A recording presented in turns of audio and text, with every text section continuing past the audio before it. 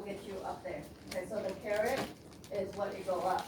So 3 moving over to the right, and then I'm gonna add 4x squared, and then minus 18x, and that one is minus 5. Okay. So this is what I have, this is what I think it should look like, but this is the actual answer that we have. Now the calculator itself, if you didn't know where to cite it, just hit y equal to, that's where you go, and then you put the info in. Does anyone have problems, just ask someone next to you. Do you not have a calculator? Oh, okay. All right, so if you, I know that some students been using decimal, and you're comfortable using decimal, but I have to take that away from you, because on any kind of future test, there is no decimal. The only time you get to use decimal is at home, when you do your homework, when you practice something real quick. Decimal is great, but it is not licensed to give out any tests. So I have to take that away from you. That's why I don't share with you how to use decimal, because I like, oh, it's a shortcut, you just key it in, zoom it in. But this is the tool that you have on your test, so make sure you learn how to use it. You hit the button graph, it'll give you something like that. My graph is kind of different than yours. I kind of look at it, I go, hey, we did a really good job there. But I want to zoom in my graph. Does the graph look like that or different? Okay, so let me show you, each of you, because I show my first period how to zoom in and zoom out. So this is how you want to zoom it in. So let's say I'm looking at this graph, right? So you currently, I'm showing you how to analyze your graph as well too. So let's say I'm zooming in. I know my graph looks pretty good, but I want to zoom in just this little part. Okay, so just the window part. This is the domain and range. So I'm guessing maybe the -3 for x and then +3 for y. Right side, left side. The lowest point, I can't really guess on it, but I know the lowest point here is -5, so I'm gonna go down about 10. And then I'm gonna estimate the height is about +10 and plus. So the domain, the box I wanna zoom in is -3 and 3, down 10, high 10. Yes, sir? When I press graph, it says like they're invalid.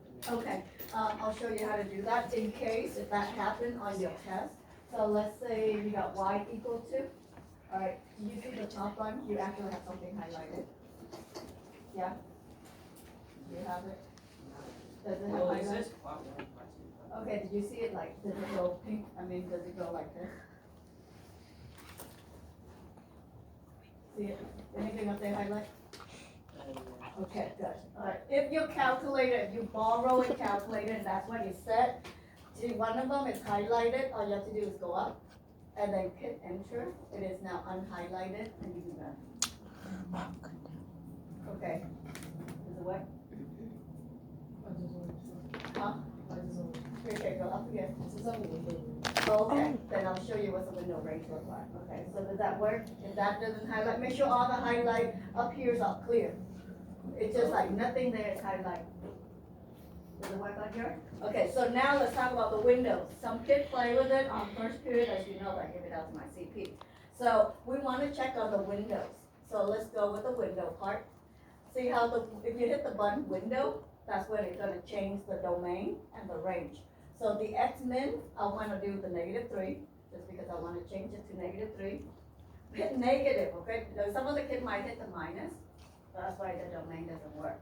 So CP class is a little bit different than that. So for us, we need to learn how to use it because this is your tool in calc.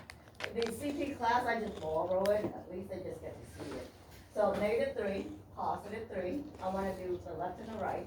I want the lowest is -10, and then the highest is 10. So Y min should be -10, and Y max, I'm going to go to +10, like that, 10. All right, so I'm going to hit the graph again, so it should zoom in a little bit more on my graph. Now my graph, I don't need to see the high at the end of it. Maybe I could, but you see, I wanted to zoom in. Now I see the x-intercept a lot easier than what it was before. So we're going to learn how to use this little tool more precise. So I kind of take a guess at it. And I go, oh, you know what, it needs to zoom in to -10 and +10, but I'm not happy with the graph though. I'm not happy with the graph because I don't see the ending of the loops, so I'm gonna zoom it in more. You know how to do that?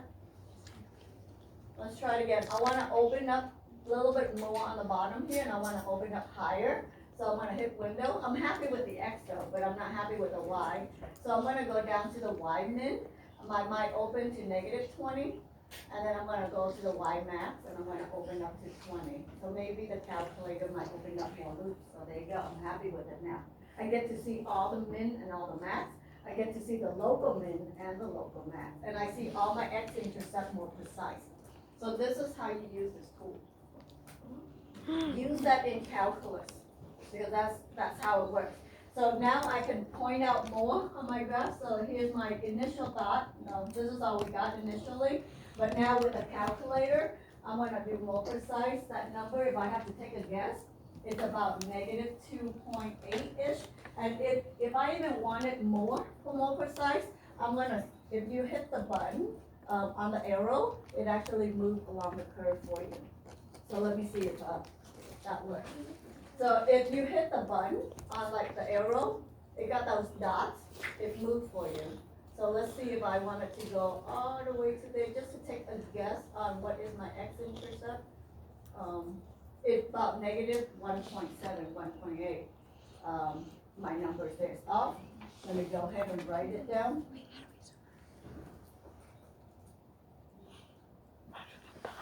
Okay, so it was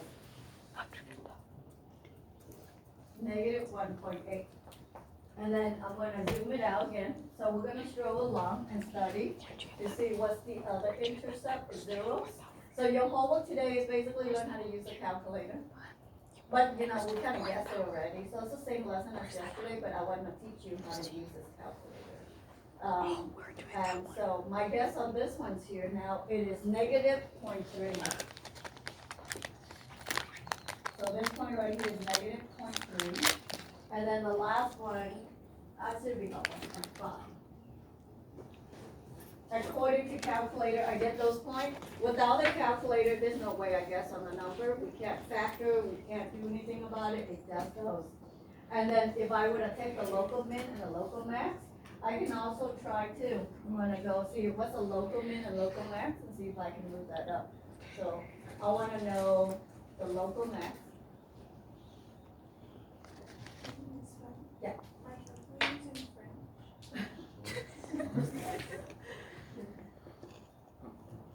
I'll switch you with another one and then we can open that. I have a German student. I don't think it needs it into one.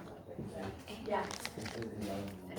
Okay, that case, you probably wanna fix your. It's gonna feel like minutes long, you know that, right? Okay. It's a window that you can open it quick enough. So we got the max, and then just scroll it down so you'll see the min as well too. As you see, my guess on the -5 as my lowest point was not the answer. So after the calculator, kind of see it a lot better. So the point down here, what the global min is. So your calculator is the one that gives you the actual work.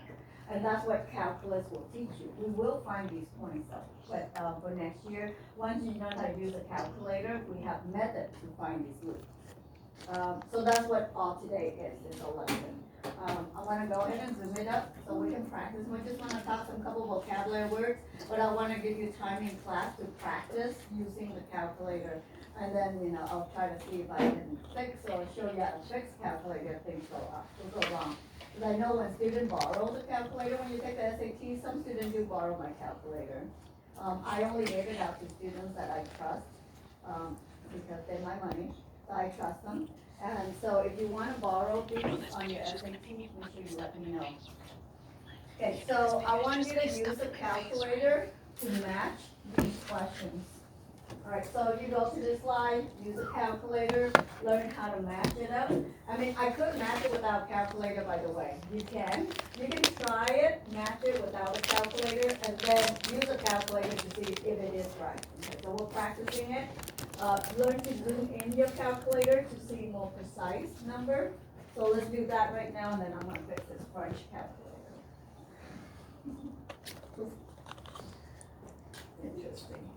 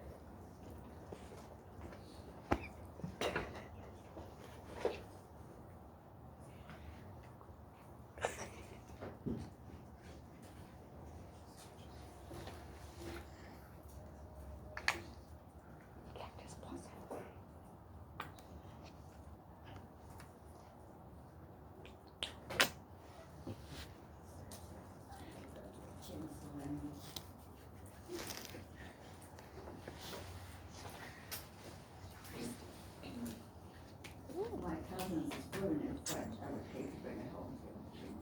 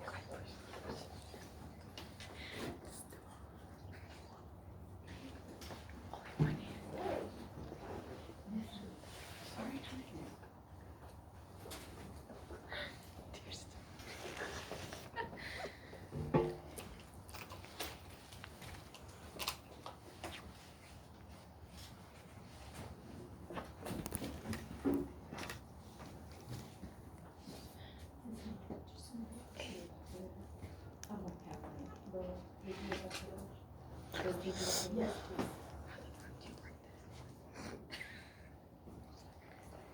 I reset it already, but it looks like the language hasn't reset, so everything in here.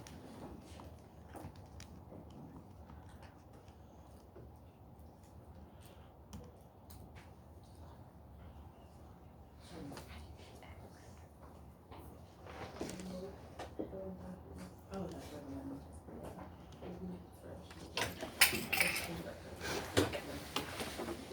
Yes, I reset the calculator.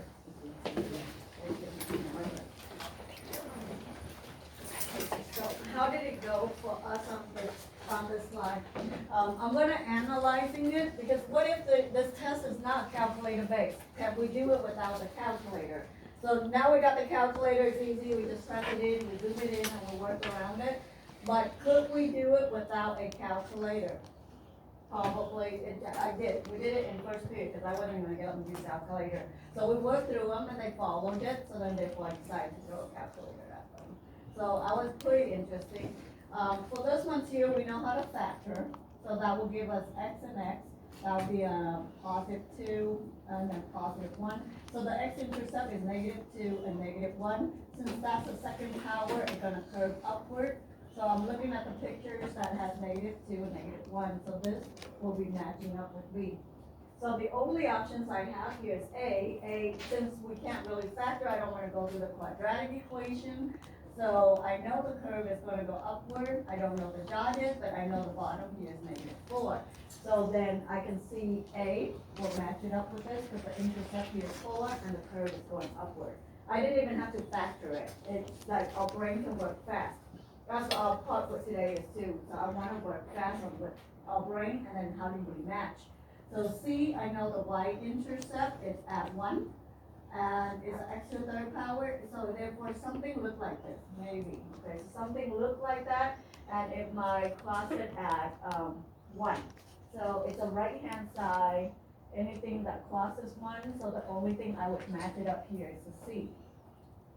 So the pictures and the brain do go together. We have enough skill for it. For this one's here, I know the x-intercept is at negative 2, and it's a negative, so that means this side is up, and maybe it's something, maybe something that go like that, maybe. So it's a loop of negative 2, but left hand's up, right hand's down, and it looks like anything here, I feel like it could be that one. Did anybody match on that one? This is 1. That's positive, so I think this is a negative 2, so I'm gonna choose D for this one. Yeah? I mean, you can use your calculator too, I don't have a calculator. So my brain, I can match it up as well. So this is a 4th power. So if I were to take a guess on it, it's intercept at 4, and that's right hand's up and left hand's up, and since it's a 4th power, it's gonna have 3 loops. So maybe I'll do something like 1, 2, 3, maybe. Something like that. So looking at this, you get through 4 loops, because that's the highest this power is 4. Right hands are up, it crosses right at negative 1. So I will kind of guess that has to be E on this one. So then that left over, this has to be F. So you can, one tool is use a calculator, the other tool is we can use the brain, now that we have right hand, left hand behaviors, we can learn how to match it without the tool if that's possible. So we can double check to see if this guy's right, so this is negative, so left hand is up, right hand is down. It crosses right at 3, and then since it's a 5, we should have at least 4 loops somewhere. And it looks like E would fit right into that work. So calculator use, brain work, so either way, we'd be fine with our works here. All right, so let's run into the next slide. I just want to make sure we got a couple vocabulary words down, and then our purpose today is just learning how to use a calculator. So let me try on the window again, because I kind of let you work on it, but when we showed you already. For this question, this applies to your homework question. Let me see if this will work. How will we graph this? And then let's check on the calculator to see what we have. So let's see, currently, I'm looking at number 1. What's our degree? No, second. It's important to see this one. So sometimes they split it up like that. We can actually scan up. I just want to know what the degree is. Right here, my eye. What's the highest degree? If we're going to FOIL it out? 30 degrees. It's actually here. If we want to work on it, I have 1/2 x plus 1 times x minus 4 times x minus 4. All that x times x times x for 30 degrees is what's going to show up. And I'm looking at the coefficient, positive, positive, positive, positive. So it has to be a positive coefficient. So therefore, right away, I know it's going to be an S shape with 2 loops. S shape with 2 loops, that's all I know. For the y-intercepted case, I don't really know. I don't want to spend time on it. But I do know the x-intercept, which is -1, positive 4. I don't know the y-intercept because they're not giving us in the y-intercept form. I know this side is up, I know this side is down, and I know there's 2 loops, so I'm going to take a guess on the answer. This is my picture. That's all I got. Anything else? So this is my picture, but I'm going to use a calculator now. So in calculus next year, I want you to do that